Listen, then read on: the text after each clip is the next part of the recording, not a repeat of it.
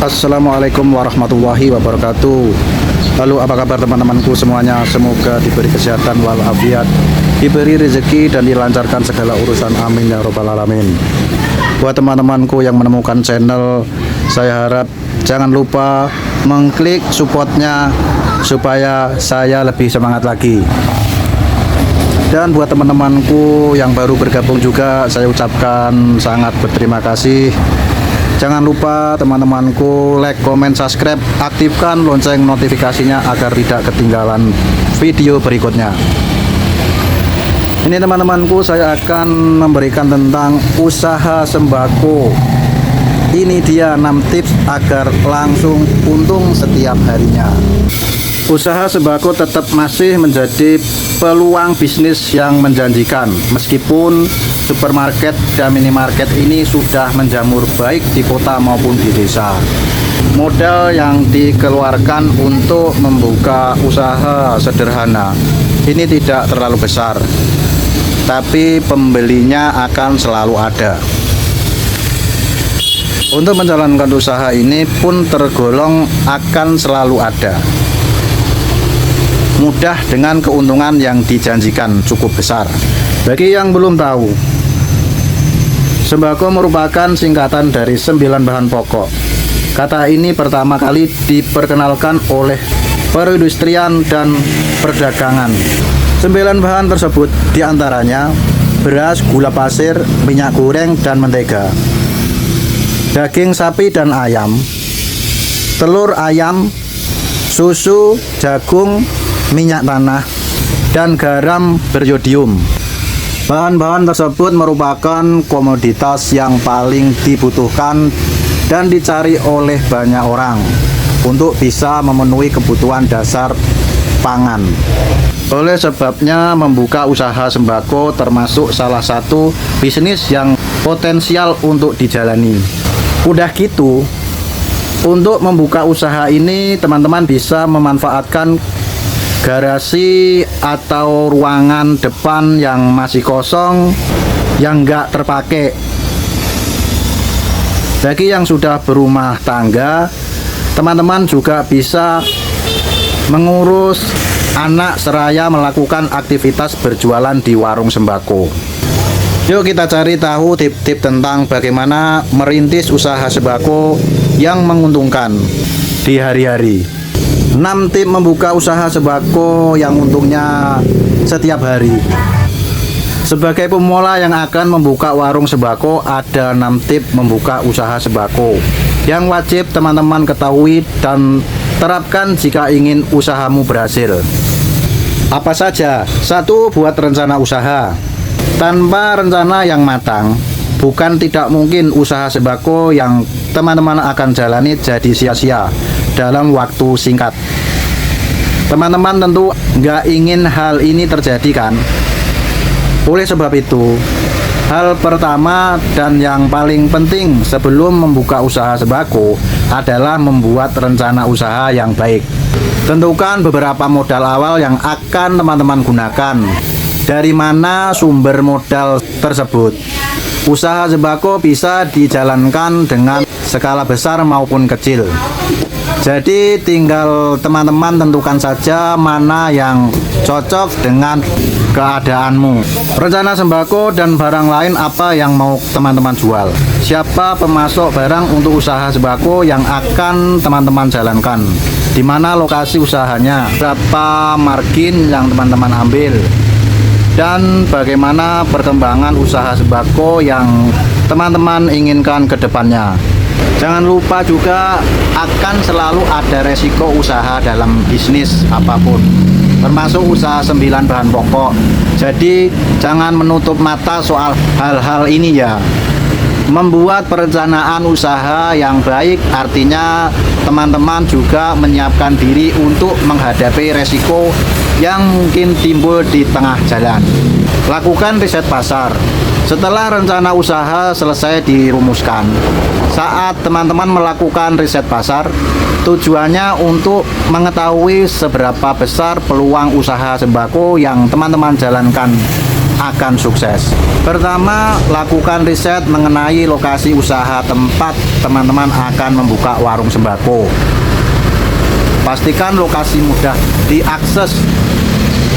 Kedua, perhatikan siapa saja kompetitor di sekitarmu untuk melihat berbagai tingkat persaingan usaha sembako di sana. Semakin sedikit kompetitor, tentu saja akan semakin besar. Terakhir, perlukan konsumen atau lebih tepatnya kebiasaan dari orang-orang yang nantinya akan jadi calon konsumenmu. Apakah mereka lebih menyukai berbelanja di supermarket, pasar, atau warung sembako? Lakukan riset pasar yang tepat agar usaha 9 bahan pokok teman-teman berhasil dijalankan. Perhitungkan modal. Seperti yang disebutkan sebelumnya, usaha sembako tetap bisa dijalankan dengan modal besar maupun kecil. Tapi jangan sampai perhitungan modal usaha sembako teman-teman meleset. Ingat, modal yang teman-teman miliki tidak hanya untuk membeli stok barang dagangan saja.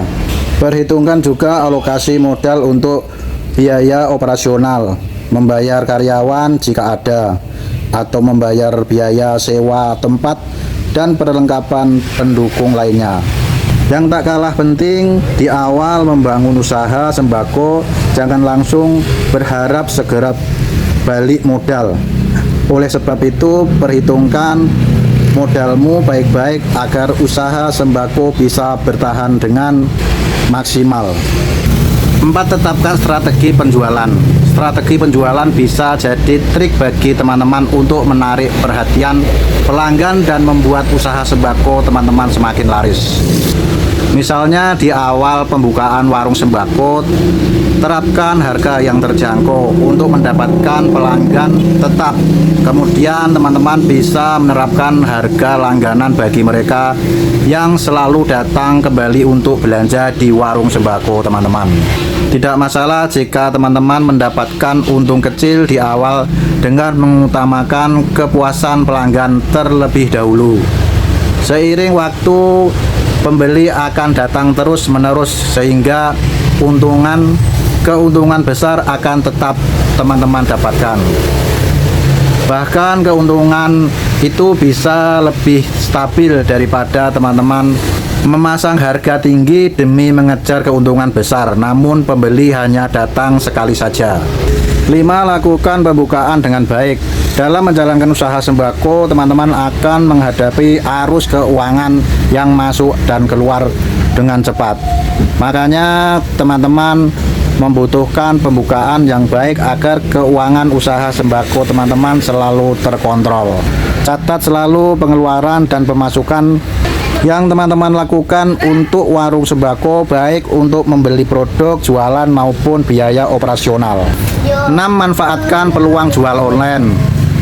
Salah satu upaya untuk memperbesar peluang meski baru membuka usaha sembako adalah dengan juga memanfaatkan cari berjualan online. Memanfaatkan peluang jualan online pun tak butuh modal besar. Teman-teman bisa sembari menerima pelanggan yang datang langsung membeli sembako di warung secara online. Teman-teman juga bisa menyuplai berbagai pesanan yang datang secara online. Alhasil peluang cuan untuk terus mengalir pun jadi lebih besar. Kelebihan membuka usaha sembako, jangan menganggap remeh usaha 9 bahan pokok.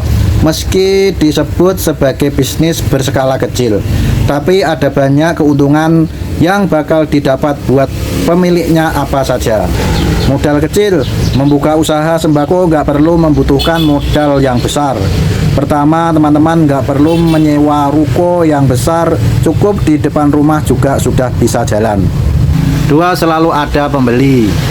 Berdasarkan pengertian sembako dari Kementerian Perindustrian dan Perdagangan, bahan-bahan tersebut adalah komoditas yang selalu dibutuhkan masyarakat sehari-hari.